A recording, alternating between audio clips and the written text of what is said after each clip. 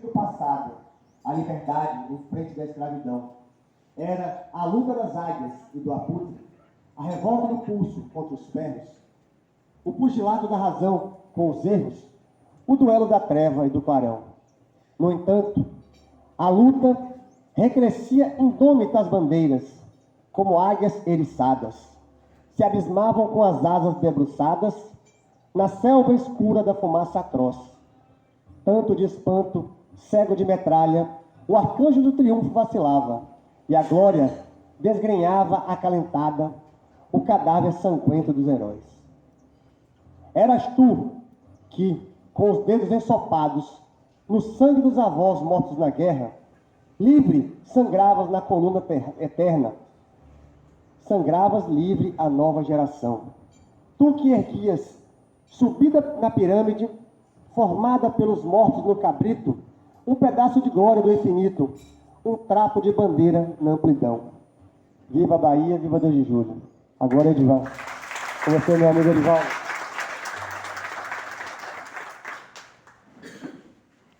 Viva a Bahia. Nasce o sol. Bonito, por sinal, hoje.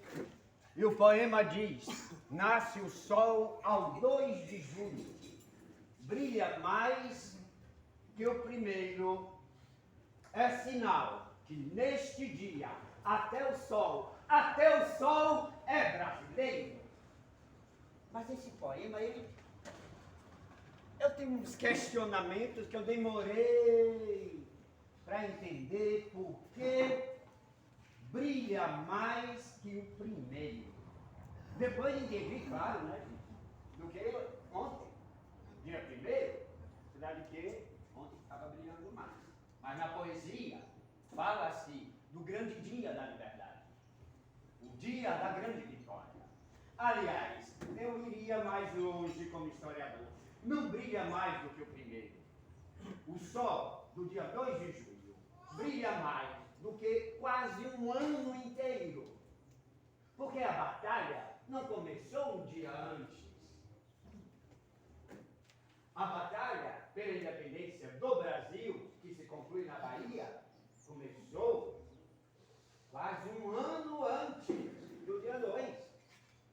Então esse sol brilha mais do que um ano antes, o sol do dia 2 de julho. E o poema vai mais longe. Nunca mais o despotismo regerá nossas ações. Com tiranos não combinam brasileiros corações.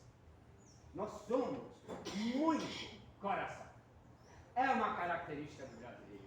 É uma característica do latino amar demais, ou amar o suficiente, ou colocar o coração em tudo. Até na guerra, até no fronte, até na hora. Eu não gostaria de fazer gestos de guerra, porque a essa hora da manhã, e que crianças e adolescentes, é melhor a gente se ater aos heróis, ao contexto do que o momento em si, sangrento, como foi. Não foi gatinho o negócio na Bahia, não. Começou ali um ano antes. Na verdade, desde fevereiro de 1821, bem antes de Dom Pedro, naquele momento da independência ou morte, a batalha já começava ali, sangrenta, na Bahia. Região de Cachoeira, Recôncavo, porque Dom Pedro, ele esteve lá em Cachoeira. E os baianos pediam a Dom Pedro: abandone seu pai, fica conosco. Nós não suportamos mais trabalhar e mandar todos os nossos produtos para Portugal. Nós queremos liberdade para vender nossos produtos entre nós mesmos. Um Estado vender para o outro. Não temos que mandar tudo para a corte. E aí, esses abusos foram gerando ali a revolta, a batalha, e Dom Pedro abraçou a causa. Falou com a galera: tamo junto. Baiano, tamo junto, conte comigo. Vou proclamar essa independência. Só que fevereiro, junho, por ali, Mas ele foi proclamar, naquele momento que todo mundo conhece, em setembro, fevereiro, março, abril, maio, junho, julho, agosto, 7 meses depois.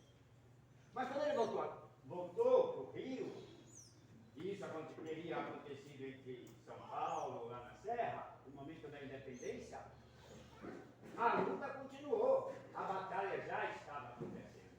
Então foram muitas mortes, um ano antes, aproximadamente. Muitas mortes.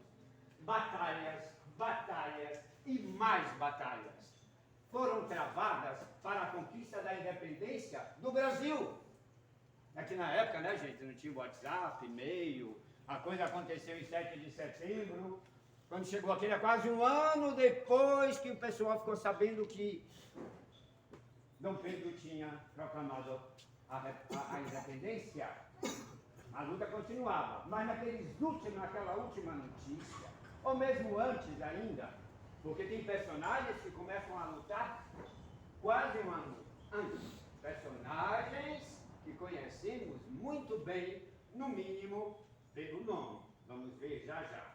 E as cidades, o campo de batalha. O campo de batalha é muito íntimo nosso. Então essa história, mais do que de Brasil, Bahia, aqui, Porto Seguro, parece que eu estou falando do meu vizinho. Meu vizinho, Nápoles, nosso vizinho Cabraia, mas praticamente Cachoeira, Santo Amaro, Maragogipe, São Francisco do Conde, Nazaré das Farinhas, Jaguaripe, Salbar. Olha ali o campo de batalha. Pesado nesse lugar, principalmente em Cachoeira. Mas esse pessoal e um exército brasileiro fraquinho, meio comparado com o de Portugal, com esse povo nessas cidades, acabou se formando um grande exército que os historiadores das pesquisas chamaram de um exército em frangalhos.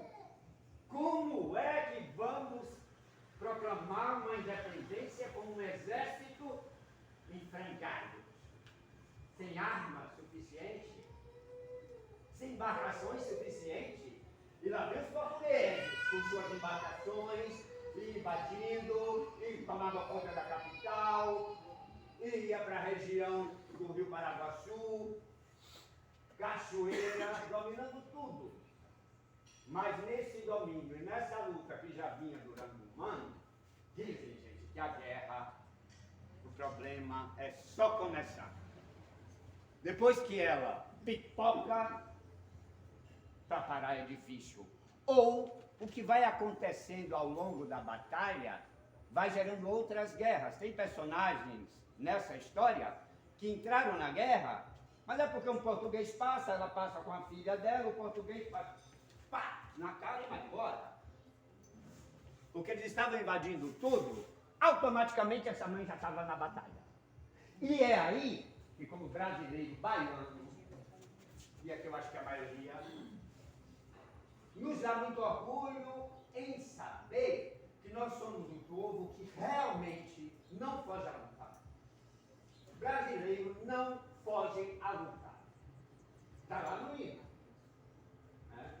Verás que os filhos teus e as filhas não fogem à luta.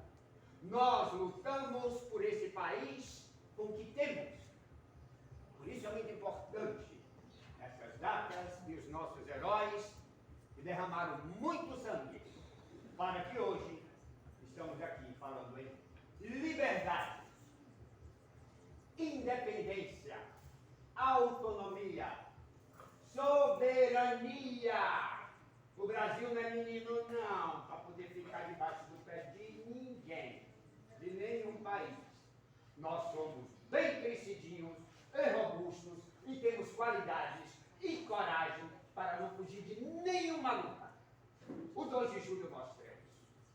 Vamos mais além, falar dos heróis que tanto batalharam.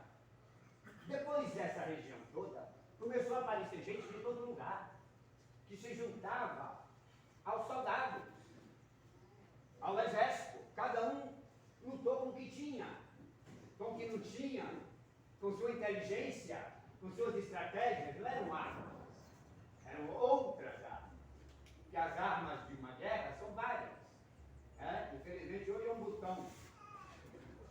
nervosíssimo. Apertou, não posso apertar, que eu também vou explodir junto. Então, melhor a gente conversar primeiro. Não aperte o seu, não, que eu não vou apertar o meu. Vamos apertar as mãos. É melhor este acordo e não quem vai vencer no tiro. Não mais. Hoje tem caneta para assinar uma cor. Não precisa apertar o gatilho. Mas o homem, a nossa espécie humana, para nós é estrutura.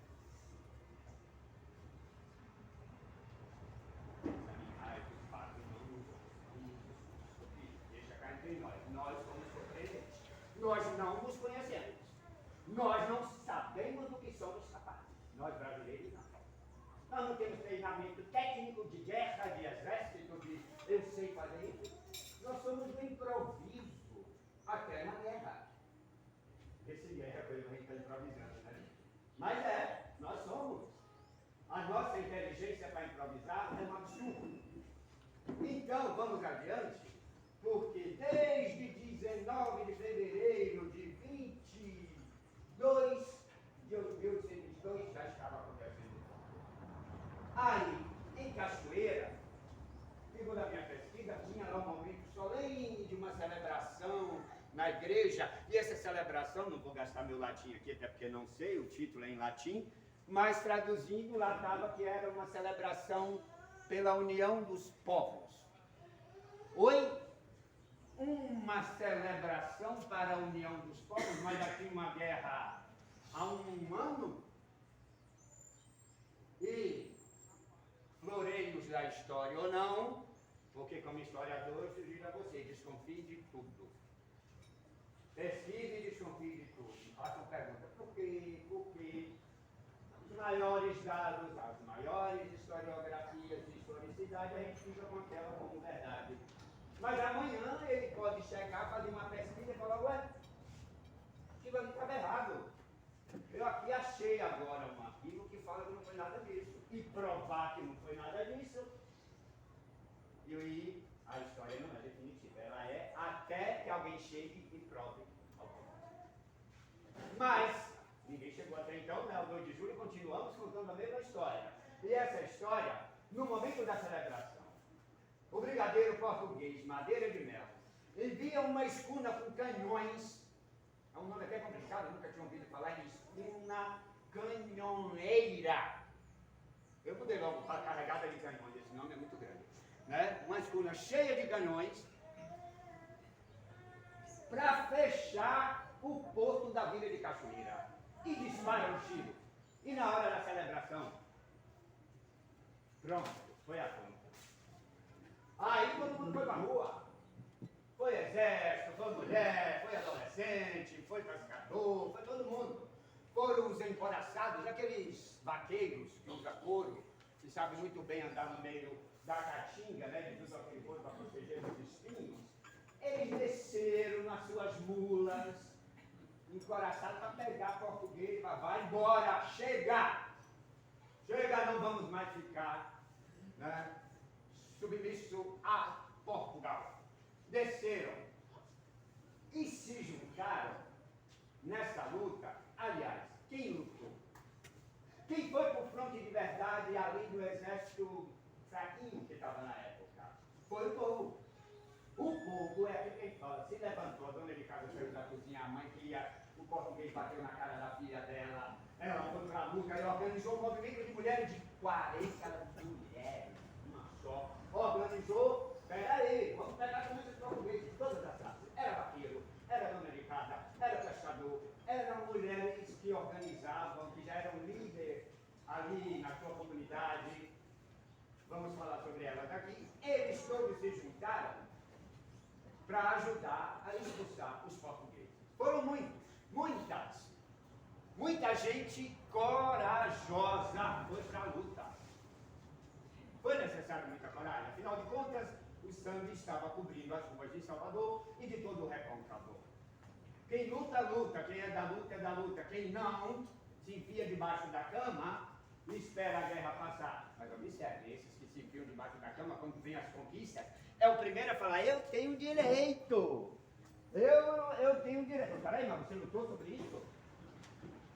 Mas tem esse. Esse não vale a pena a gente perder tempo com ele, né, gente? Vamos falar dos heróis. Quem se viu debaixo da cama, quem tem que ir lá. Os heróis não, foram pro fronte. E quem foi? Nomes que tem hoje, por aí, em todas as cidades, personagens da história de figuras simbólicas, nomes fortes. Maria Quitéria, Joana Angélica, aí nome de rua em todo lugar. Esse aqui eu vou até deixar o nome dele por último. Tem João das Botas. João das Botas era um brigadeiro experiente, em dia de navegação, né? E ele, no dia que ele nasceu em Portugal, veio para cá pequeno, tem contradições na pesquisa, no registro. Não importa se ele nasceu bem pequeno, se ele se tornou, também são detalhes que, para a atitude dele, não importa. Importa o que ele fez naquele momento, se ele é português. Muitos portugueses lutaram pela independência do Brasil. Muitos portugueses lutaram contra o exército português. Aliás, o próprio Dom Pedro foi o primeiro que falou, opa, chegou aí papai, ó, eu fico por aqui, vamos colocar essa relação aí, você fica aí, eu aqui do Brasil não vou embora mais. Né? E agora, outro tempo. Teve o Corneteiro Lopes, que a gente vai contar um pouquinho do comportamento dele. O João das Botas, ele era conhecido como João Francisco de Oliveira. Ele era responsável pela defesa naval na ilha de Taparica. Gente, chegou em Taparica, Cachoeiro, Recôncavo, pensa no 2 de julho que vocês vão visualizar essa batalha sangrenta como foi. Essa batalha gerou heróis. Neste caso, quase todos foram originários. Olha o detalhe. E se juntou ao exército, pouco exército, das camadas mais pobres. O povo estava na rua, lá lutava. Nessas camadas mais pobres, por isso que hoje no desfile de Salvador tem a figura do caboclo e da cabocla. O caboclo e a cabocla representam estas camadas que aderiram à luta e que foram, né, e que vieram das camadas mais pobres. Camadas essa, a figura do caboclo representa soldados regulares e os voluntários, os corajosos, brancos pobres, tupinambás, negros libertos, voluntários se apresentavam para lutar, e pessoas escravizadas, é bom lembrar de 1823, ainda muito longe de 1888, as senzalas estavam cheias, né? E as pessoas escravizadas enviadas por seus senhores. É esse povo que foi para lutar. Foi esse povo que foi lutar como? Com que treinamento? Se o povo não tinha treinamento nenhum para isso. Ah, é brasileiro, relaxa, meu irmão. A gente luta. O que você vai fazer na hora? A gente fala assim, na hora eu decido. Não é inglês que ele estudou um ano antes, se eu vou sair pela esquerda, pela direita, quantos goles d'água eu vou beber até o final da minha... Não, mas de inglês nós não temos nada, gente. A gente decide na hora. É muito de brasileiro isso. Né? E por mais que a gente organize, chega na hora a gente dá umas improvisadas, mas não gostei disso. E muda. Estou acabando de fazer isso aqui. Né? Mas tem outro nome aqui que vale a pena a gente deliciar ao pronunciar esses nomes. Maria Quitéria. Que mulher foi essa mulher? Maria Quitéria. Porque às vezes na história a gente vai ler sobre o 2 de julho, se a gente demorar muito, quem rouba a cena e parece que aparece na história é só o Corneteiro Lopes. Parece que foi ele que resolveu tudo. E foi, porém, não na luta, é um acaso. Outro modo do Brasil resolver as coisas. Não sabendo como é que vai ser, meu Deus do céu. Ah, descobri agora. Descobri isso aqui, eu resolvi o problema. Vai fazer um ano lutando, eu descobri na último minuto. É Brasil. É na base do improviso ou do acaso. Ou do susto. No susto a gente resolve duas coisas também. E foi o que aconteceu. Na figura, Maria Quitéria, ela sempre aparece nas fotos por aí, com um uniforme impecável, muito arrumado, uma arma na mão. Inclusive, não sei se tem alguém aqui do Exército que pode reforçar isso, que é por ordem do Exército, por ela teria se tornado a reconhecida pelo Exército Brasileiro como patrona do Corpo Auxiliar do Exército Brasileiro. O Exército reconheceu a ela, né? E deu a ela esse título que é obrigado, né? É obrigatório que tenha uma imagem, ou um retrato, uma pintura de Maria Quitéria em todos os quartéis do Exército Brasileiro. Menos mal, né?